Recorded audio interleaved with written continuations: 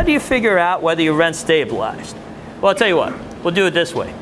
You know, Jeff Foxworthy has, you know, you're a redneck if you do this or do that. We'll do the same thing with rent stabilization. You are rent stabilized if You came in after 1972, 71. Okay, moved in after 71. Post 71. And what's another indicator if you're rent stabilized? Landlords can raise the rent according to certain guidelines every year. Okay, and you would know that how? Just, you know, how you know that? Spelled out in the? And so if you have a rent stabilized lease, okay. And how else would you know if you're rent stabilized? Maybe a landlord doesn't give you a lease. How do you know you're rent stabilized? Well, you know. Can only go up a certain percentage every 2 years. Okay, okay. But I'm thinking like this. What if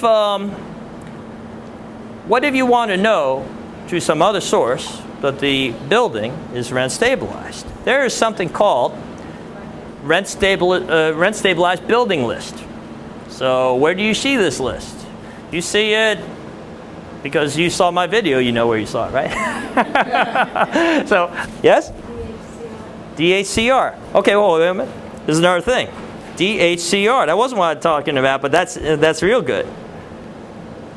You guys get a DHCR registration every year. Oh, what's it stand for? I always get it wrong. Division of Housing and Community Renewal. See, everything I forget, I have to put it on my own website so that I can refer to it, you know. But if I don't have an internet connection, I'm screwed. So, so DHCR. But then you got the rent stabilized building list. Where do you get the rent stabilized building list? It's not maintained by DHCR, but it's maintained by the Rent Guidelines Board.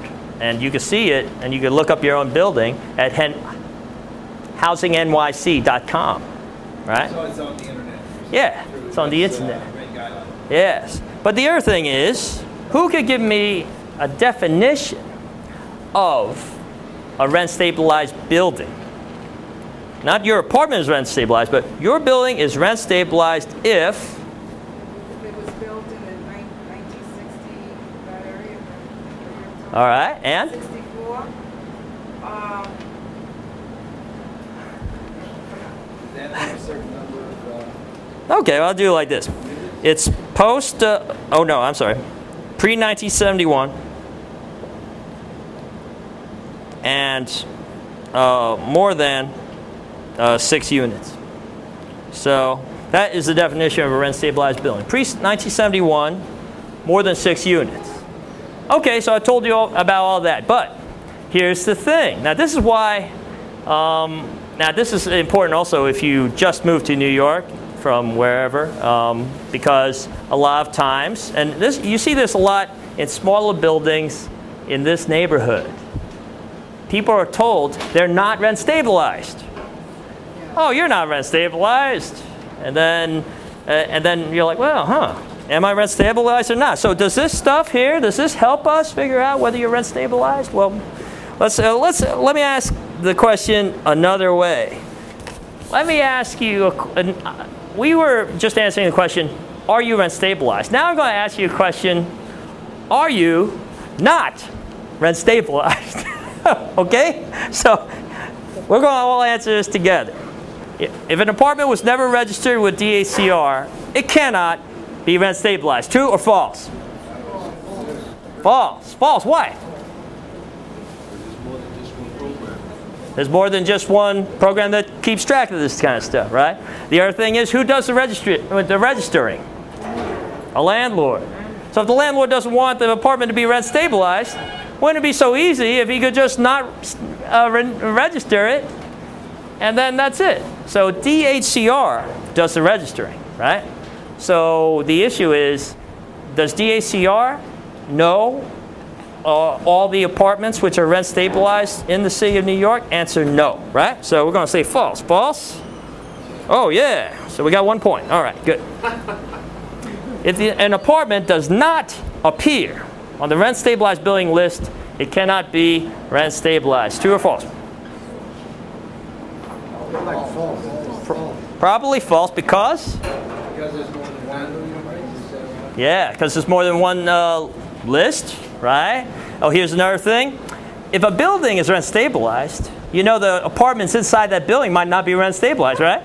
Is that right? Yeah, yeah. And so the other thing is if a building is not on the rent stabilized building list, there could be reasons for that too. I'll get into that in the next statement, but I'm going to go like that. And we got 2 points. The maker of this quiz is going to be real happy. Now, if a building currently has less than 6 apartments, listen closely. If a building currently has less than 6 apartments, it cannot be rent stabilized.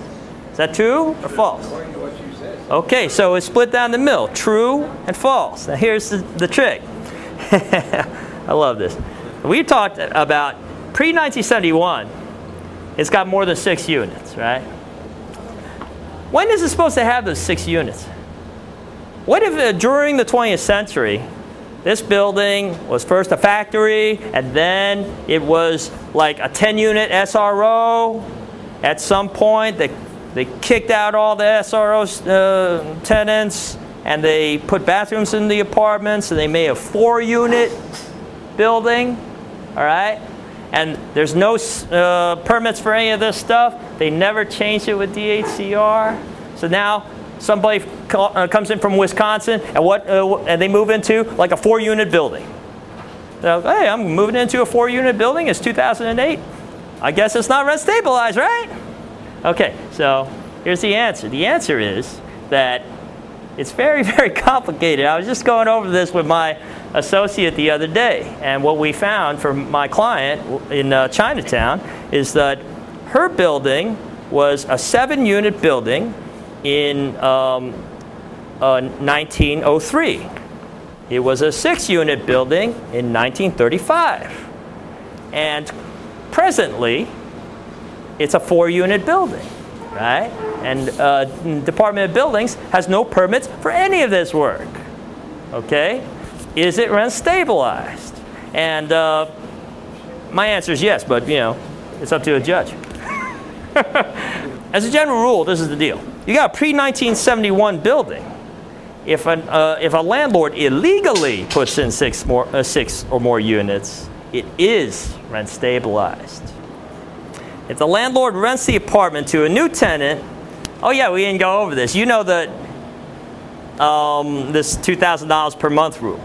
So if the landlord, and this goes straight to what you were saying, if the landlord rents the apartment and says, hey, it's $2,000 a month, it cannot be rent stabilized. True or false? Say false. True. False. Why? Because it's going above $2,000. Okay, so the idea is that if it could legally go over $2,000, then it's true. It could go off rent stabilization. But if the landlord simply says it's over $2,000, if that's not legal, it's still rent stabilized. So this is false. No.